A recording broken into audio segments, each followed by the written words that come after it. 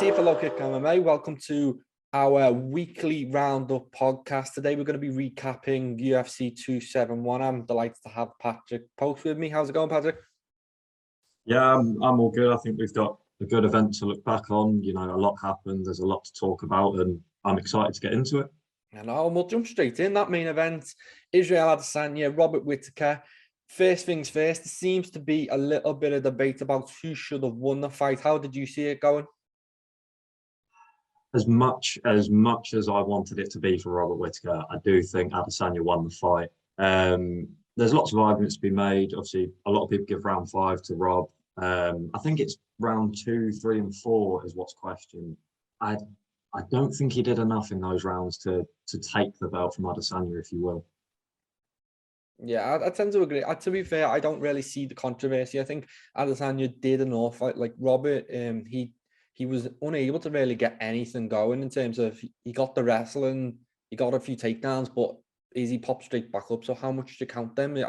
For me, if you don't actually utilize the takedown, I'm not sure how much it's worth. So yeah, I give it to Izzy like pretty clearly. He could go 4-1 or 3-2. Close but clear in my opinion. I still wasn't particularly impressed with Izzy's performance. I think he's getting into a rhythm of he does kind of coast through fights, and maybe it's just too easy for him at the minute. But it was a similar story with Vittori and Yoel Romero, where he's just kind of does a few leg kicks, does enough just to win, and but I think one day the decision will go against him, and he'll be ruining that. But for now, it seems to be working, and I do think he did enough. The right person won, and I think we'll see a third fight down the line between these two. Oh, for sure. I think in terms of for the division, Israel and Rob are 1 and 2, and they're pretty clear. Whittaker spoke after the fight, didn't he? And he said that he'll stomp anyone who comes in his way, and I genuinely believe he does that. I don't think anyone coming up really tests him too much. Rob will pick up 2, 3 more wins, and I think we could see them fight again as early as next year. Yeah, and before we get that, I'll jump on. Usually we go co-main event right now, but the fight before that was a middleweight #1 contenders fight between Jared Cannonier and Derek Brunson. And Derek Brunson had his moments. He could have won that fight, but in the end, Cannonier got him to the floor and pounded him out, and it was a pretty vicious knockout in the end. And it seems like that should be enough for him to get the next title shot. Do you agree? Yeah, for sure. I think Cannonier is definitely next in line. Like you say, Brunson had his moments, and he had some serious moments in round 1, but it was brutal knockout, and those elbows when Brunson were on the floor were devastating. I like Cannonier as a challenge to Izzy. I think obviously typically jumped down from light heavyweight, so he's been in there with some big boys. He's got some power himself, and although stylistically Izzy will probably approach Cannonier fight the same way he does most, I think he could cause him some problems. Yeah, I think he's got it. For me as a fan, and I think Izzy said this as well, it's just nice to see him in with someone fresh. We'd already seen Vittori fight, we'd seen the Whittaker fight, and they haven't really delivered, like in terms of being great matchups. You kind of knew they weren't going to be barn burners, either of them. This one, Cannonier is a fresh opponent, so he might come in and realize that trying to outpoint Izzy over 5 rounds hasn't worked for these last 2 guys. So maybe I'm going to go in and try to put it on his chin and really take it to him. So for me as a fan, it's interesting to see a new opponent in there. I don't think it's going to be much different from what we've seen, but who knows? The who knows factor is at least there for this one. I expect Izzy to kind of dominate them throughout the fight. Cannonier might have some brief moments of success, but for me, it's Sean Strickland who eventually going to get that shot. He could potentially cause some problems just by being, just being himself.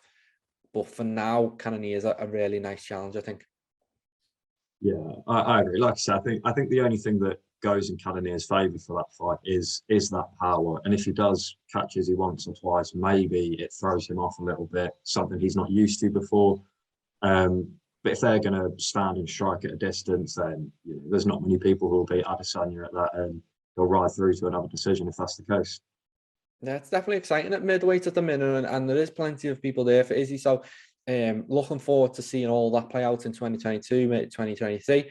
But before or just after that, we had a big heavyweight title clash, not title, sorry, heavyweight contender clash between Tai Tuivasa and Derek Lewis, two of the biggest punchers in the heavyweight division. Ultimately, it was Tuivasa who walked away with the win. Brilliant coming out party for him. I feel like this is the fight that takes him from, a guy that everyone likes and a potential player to actually and a contender and probably a superstar at this point. Everything he does seems to go viral. He walked out to his funny music. He drinks his beer. He knocks people out. He's like the perfect heavyweight. What did you make of his performance? Well, his performance was fantastic, but what a fight in general. Two absolutely devastating power punches going at it. The second that bell rang, I was fearful that someone was going down quickly. I thought Tai did really well. I was impressed with his durability, and he ate some serious shots off Derek Lewis, which not many people can do. And he fired back. He didn't cower. He didn't turn away. He stood his ground and he held his own. And my God, did he do well? I agree with you. I think this was a great coming out fight for Tai. He fought 3 unranked fighters, and then it was Sakai before this. So I think this was the big jump that he needed. I'll be interested to see where he goes next and what's next for him. The same can be said for Derek Lewis. He's probably not going to be pushing on any more title challenges. We all know how he feels about 5-round fights. They're not for him, so let's keep him 3-round. But let's give him some fun fights. Give him some fights the fans want to see. Yeah, absolutely. I think for Tai, for me, this whole fight come down to who wanted it more, and we've seen it like in the fight. You've seen Derek Lewis put it on Tai, and Tai survived that barrage and just get up to his feet, and he's just pure will and want.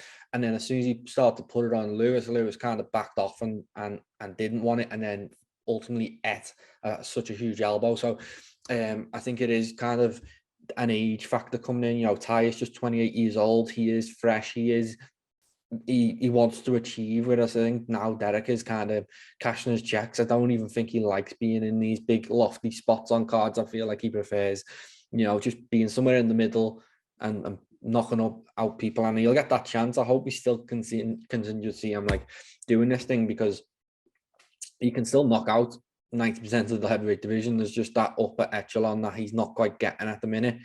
As you say, for next for Tai, I would like him to see the winner, him face the winner of Tom Aspinall against Volkov.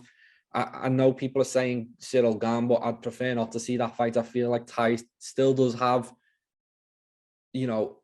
a couple fights before he's ready for the title shot. I don't want to see him rush too quick, although he is at number 3 right now. I think he's ranked 3rd in the division, so it's hard not to rush him, but that's the way I'd prefer to see him go. Just check the rankings now. That was one of the options I was going for, the winner of Volkov Aspinall.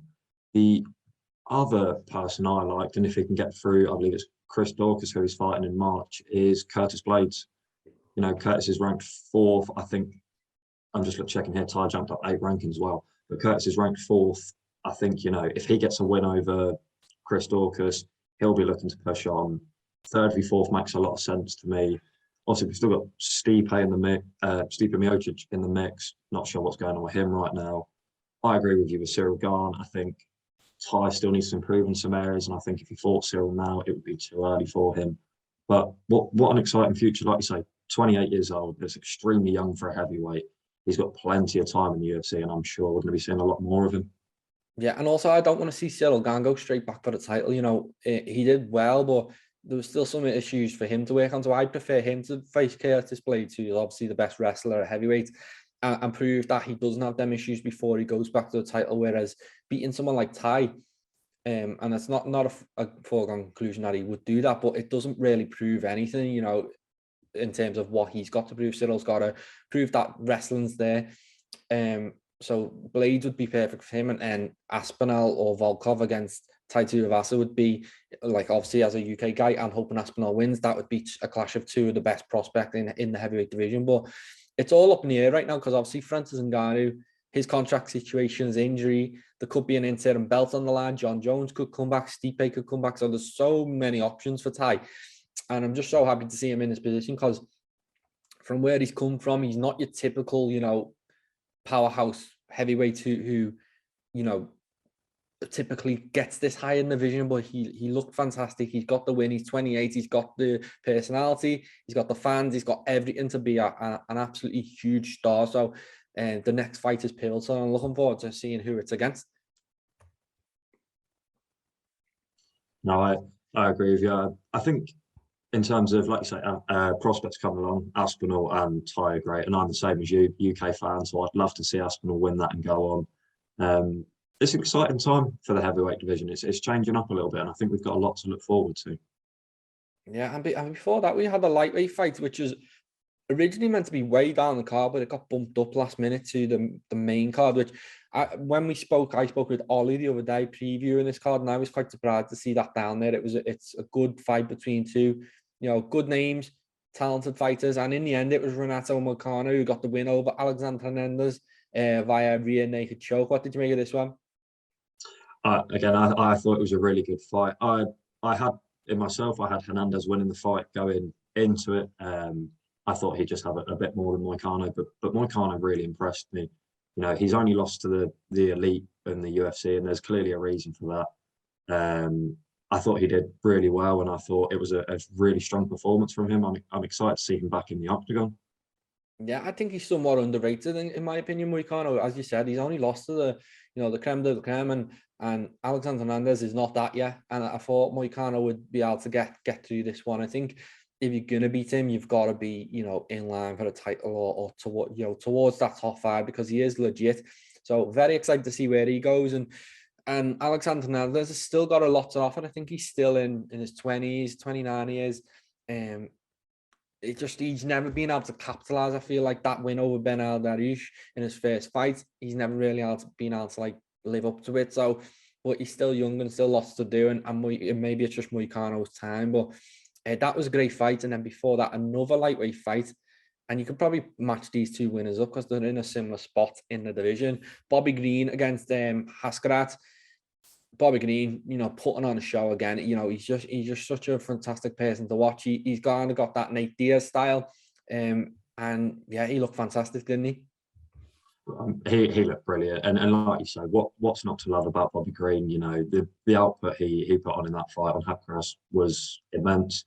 And I agree with you. I like the Bobby Green Renato Moicano fight. I think it almost makes itself in a sense. It'd be interesting to see how that one plays out. I'd probably favour Moicano, but I can't put Bobby Green out of any fight with how hard he works.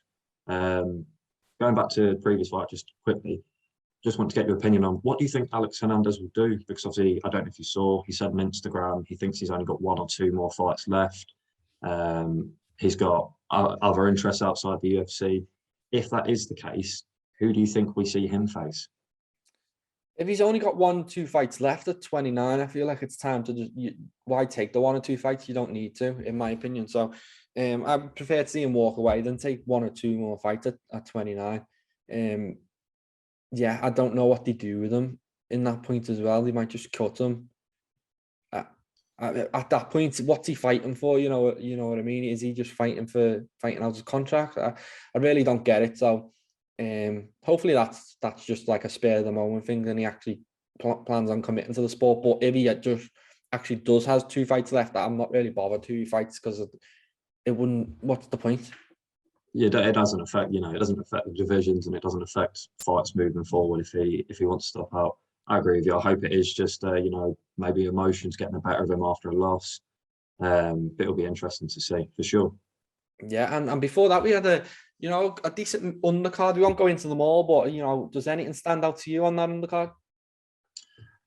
I think Kyler Phillips's performance was very good. I thought he did really well, and I was really impressed with him. Obviously, Casey O'Neill was another one in Modafferi's farewell fight. I just want to touch on the O'Neill fight. Actually, some interesting scorecards came out of that. What did you make of that? Yeah, she won, but she weren't particularly impressive.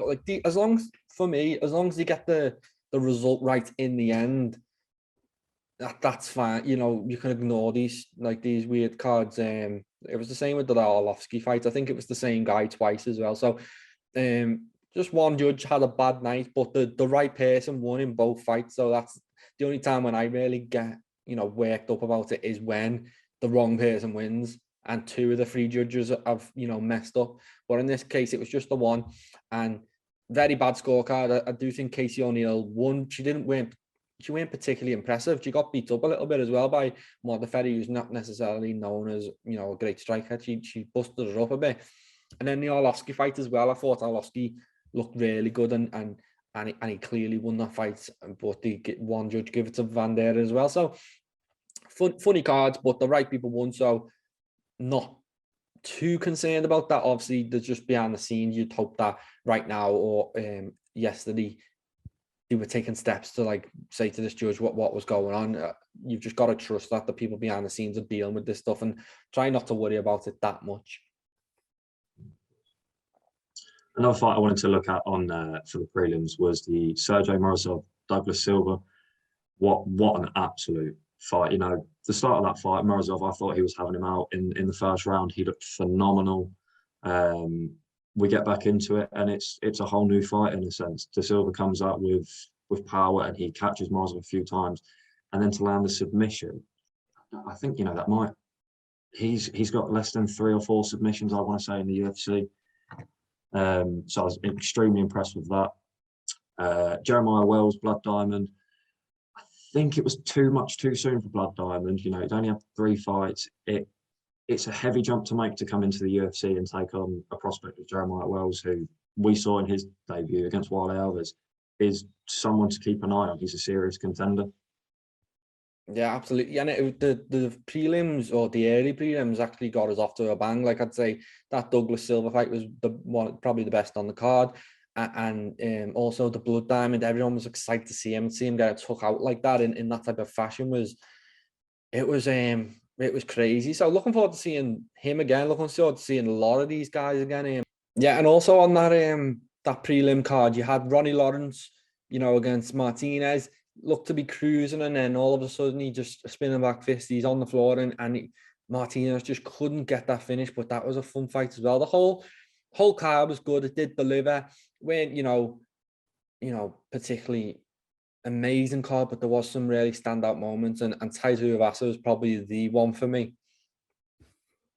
Yeah, I agree with you. I think Tai had the best moment of the fight in terms of, you know, who he was fighting, what he did, and what it means for his future in a sense. You know, he couldn't have had a better night, really.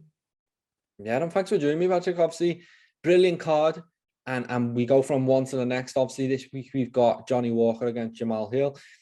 But down the road, March 5th, we've got that, you know, epic grudge match between Colby Covington and Jorge Masvidal. So hopefully speak to you before then. But anyone watching, thanks for joining us. And we will be previewing that UFC 272 card. So see you then. Thanks.